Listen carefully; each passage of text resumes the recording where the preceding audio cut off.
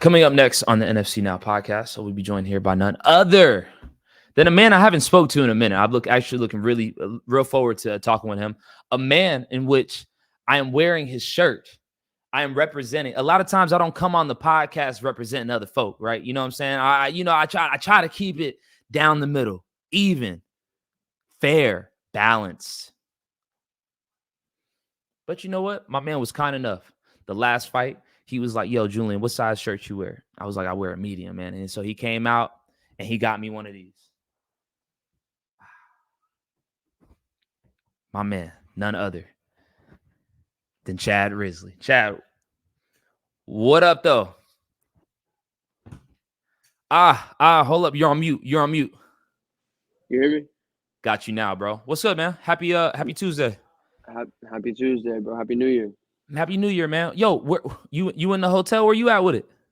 I'm in Sacramento right now. What's popping out there? I'm finishing my camp up at Team Alpha Male the next 2 weeks. Just landed here today and got some work in. About to chat with you for a minute and head back down there and get some more work in.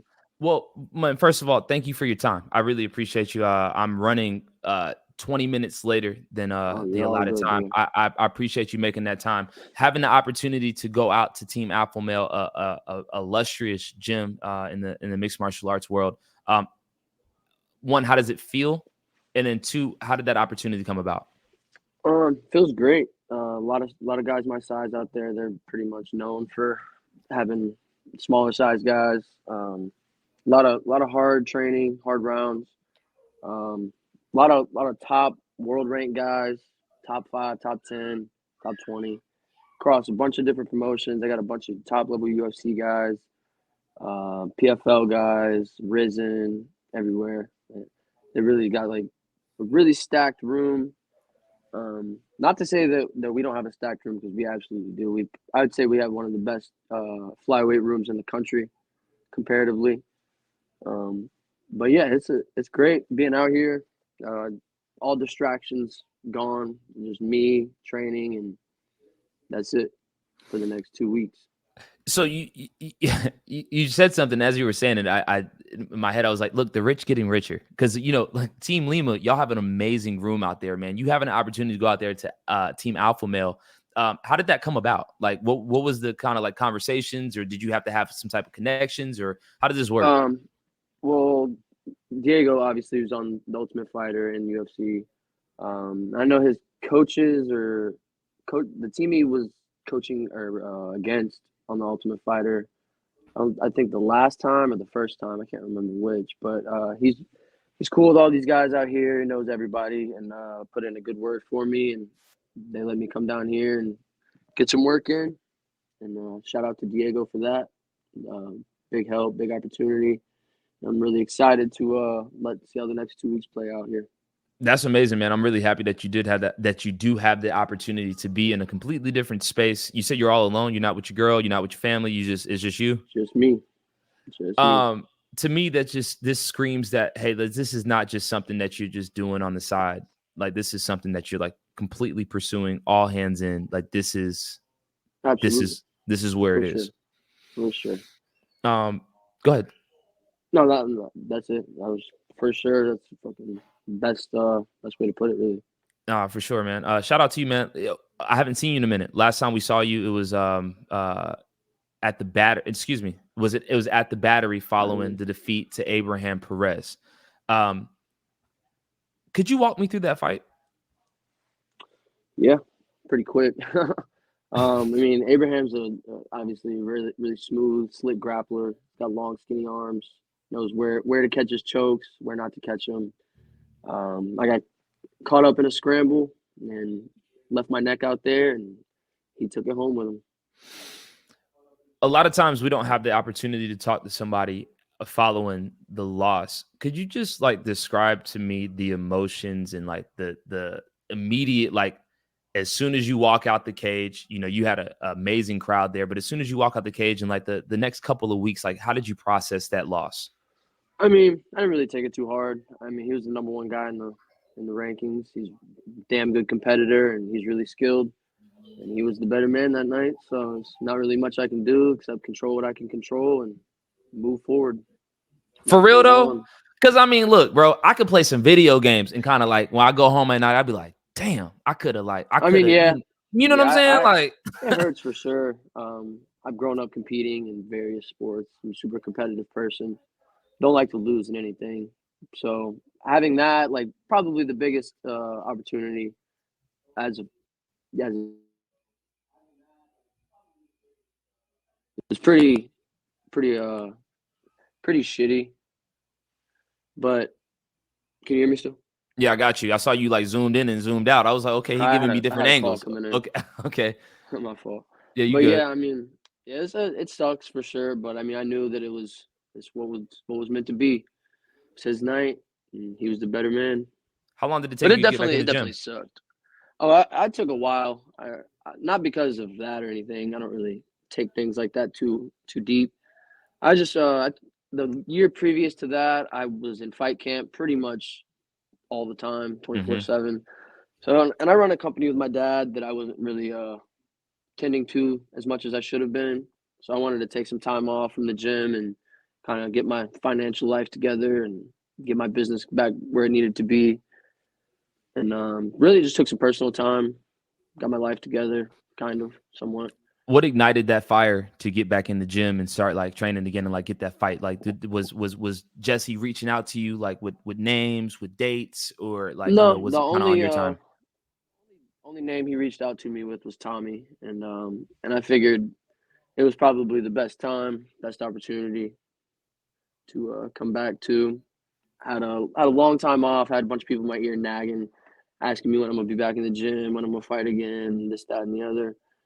And I went to a few fights. I cornered Chris Wen after my last fight. I've cornered a couple times since then. Just being at the fights makes me really gives me an itch to get back in there and get back in shape and get back to competing. It do be Whatever. lit though. It do be lit at the Oh fights. yeah. You be in the back. You be like, ooh, I'm sure. I can only imagine. Just as a fighter, I can only imagine you back there like, dang, like, ooh, I kind of feel the energy that I kind of want to Oh get yeah. back in there. Is that accurate? Absolutely. I almost get more nervous watching my friends or cornering my friends versus me myself fighting. Really? Yeah. Yeah.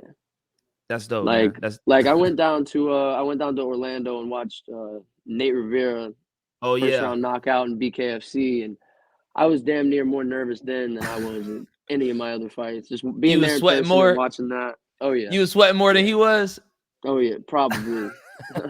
And Shout out. cornering Chris in April, same feeling. I cornered one of my other training partners, Liam, at the most recent battery card, and he came away with a victory. And it was just time to get back in there, really.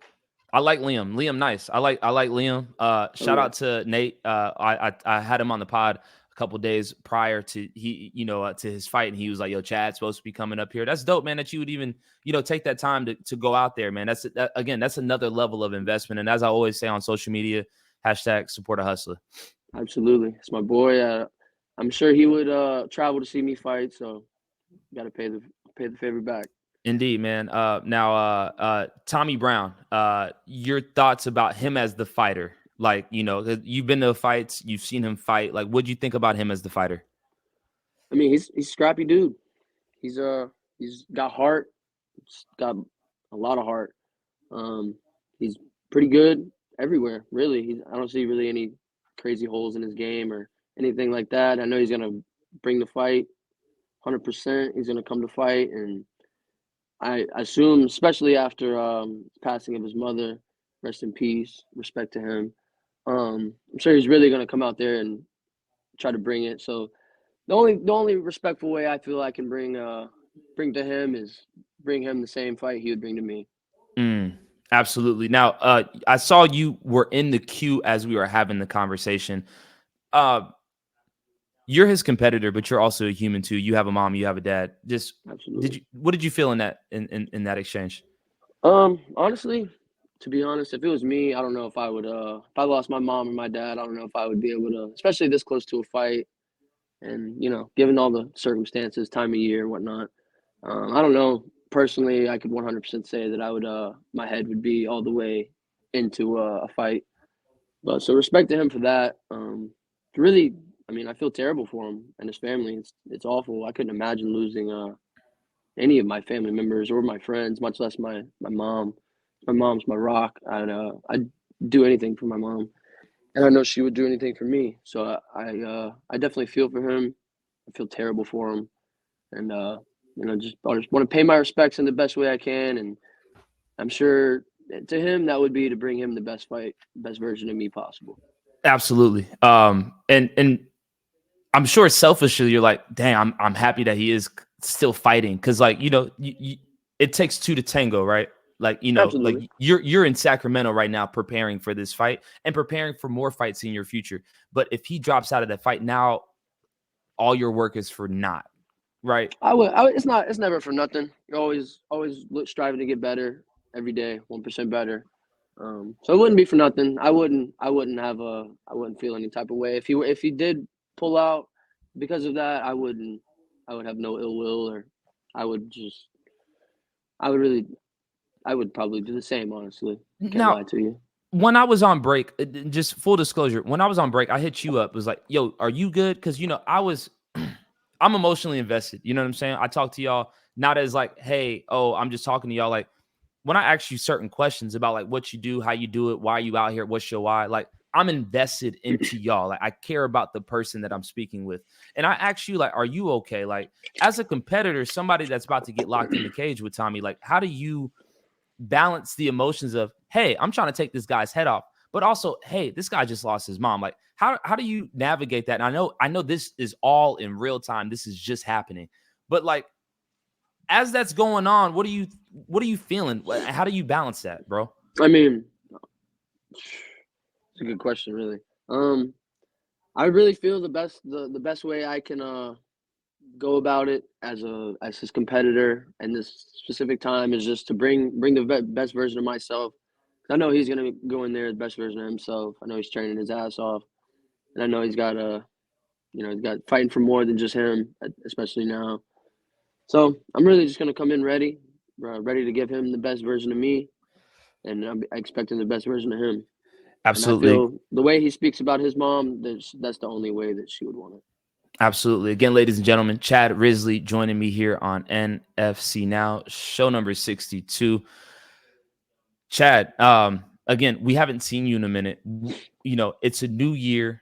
Everybody, new year, new me. Something like that. You 22? 23. 23. No disrespect. Didn't mean to take a year All off good. you. All good. When you look back on 2023, man, like how would you describe that year? Like how would you what were some highlights? What were some lowlights? Highlights. I definitely was put in a position to, biggest opportunity I've had in my combat sports career thus far. So that was a high. Obviously, didn't go the way I wanted it to go. Um, Low for sure, but I got my financial life together pretty much. Got great people around me all the time, and I just can't ask for more to come. What more like to come in 2024? Chad, you always strike me as a dude that's like real low key, real laid back, don't say much, not too high, not too low. Um, It's the way I try to be. yeah, I like that energy. You're consistent with that energy that you give me. But when you look back and you think about like that moment, that opportunity that you had, win, lose, or draw, like the opportunity that you had walking out at the Battery, and like you're like, hey, that was a high. Like when you Oh, look yeah. back 2020, like really, like how did that make you feel? Like that was the biggest opportunity of your combat sports career. Like when you look back, what are your thoughts about just the night in general? Not the result, It but was just the night. it was great, honestly. I had teammates that did some great things. Um, some flashy knockouts, some good submissions. Some didn't go their way, as myself. But overall, I'm grateful for the experience. It was a great experience. Um, I couldn't have asked for a better way to lead into that, and I thank you guys a lot for that, for giving me the opportunity over other people that might have been more deserving, maybe not. Like Um, who? I know at In the that time moment, when you fought Abraham, you were the next man up. Is that fair? for sure. I know they had some other names that they were looking at besides myself for Abraham, but I know I had just came off a submission of the year. And then the very next day I was messaging Jesse asking for him. So obviously it was my time then. But it was a great opportunity. I'm glad it happened. Shitty results, but that's what makes you keep on pushing. How you feeling about Well, the new champ, Ben Rainwater? Ben, I mean he's a dog, but I think he's got his work cut out for him with my boy Ant. Oh, okay. So the belt coming back to ATT? That's the plan. That's the plan. That's the plan. Coming back and staying back. Okay. Now, anybody you looking forward to training that Team Alpha Male? Are you gonna get fanboyed out if you see like Uriah or you see like Son Yadong? What's up? Nah, I'm actually about to spar with Song Yadong tomorrow. How you feel about that? You good? You ready? I was ready. I feel I'm as ready as I'm gonna be, but it's gonna be a good experience and it's gonna make me better. It's gonna make me a better person, better fighter. I know I'm about to just go swim with the sharks. Really. Yeah, man. I'm excited about it. A little bit nervous, a little bit scared, but Nemo. Nerves are good. We gonna call you Nemo, bro. You about to go swim with the sharks, but you good, bro. You gonna get your way back home. You feel me? You know. Yeah, already, man. I'm excited though. I'm excited for you, bro. I'm really happy that you had the opportunity to go out there, man. Because this is something that you'll look back years from now, like, dang, I had the opportunity to go to Sacramento solo dolo to go train with these dudes, and every time that you see them watch on TV, like, nah, I train with these guys. You know what I'm saying? Oh yeah. I try not to, being around like Douglas Diego, Cody, all those type of guys that have been there or are there currently. I try not to really think about it too much because anything could happen. You could go from the couch to the UFC, and you'd be fighting the guys that you've been watching on TV for years. So I try not to look at it like they're like big celebrities or anything. They're just there to help, there to give me tough rounds, and get me better. That's the only reason I came out here is to get better. That's the goal, man. 2024, it's a new year. When we hop on the pod next time when we have this dialogue, man, what do you hope that Chad Risley accomplishes? 2024, I wanna win at least 3 fights. I wanna fight a handful of times, 3 to 5 times, but 3 wins for sure. Obviously, you try to go out there and win every time, but realistically, 3 wins this year. Start looking at my pro career after that.